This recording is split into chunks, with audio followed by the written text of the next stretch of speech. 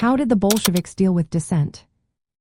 Have you ever wondered how the Bolsheviks managed to maintain control during such a tumultuous time in history?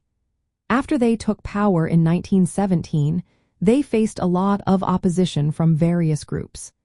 To solidify their grip on power and protect their vision of socialism, they took some very strict measures against dissent.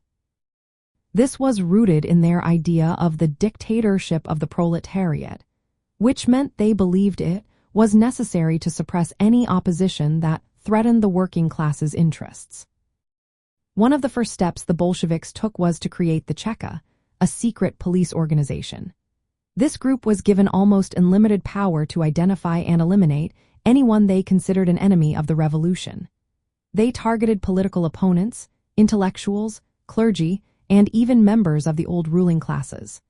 The Cheka was known for carrying out mass arrests, imprisonments, and executions without following legal procedures.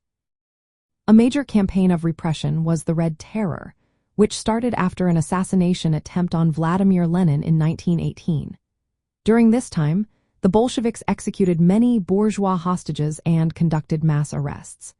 They used fear as a tool to intimidate anyone who opposed them. The media controlled by the Bolsheviks even encouraged violence against perceived enemies, framing it as a necessity for the revolution's survival.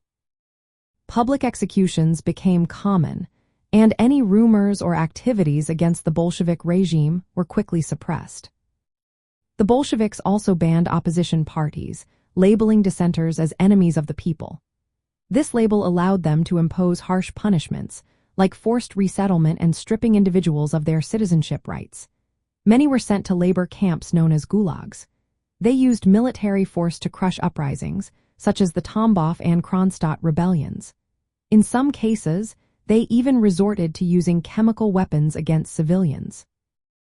Under Lenin's leadership, the use of terror was openly supported as a way to eliminate enemies of Bolshevism.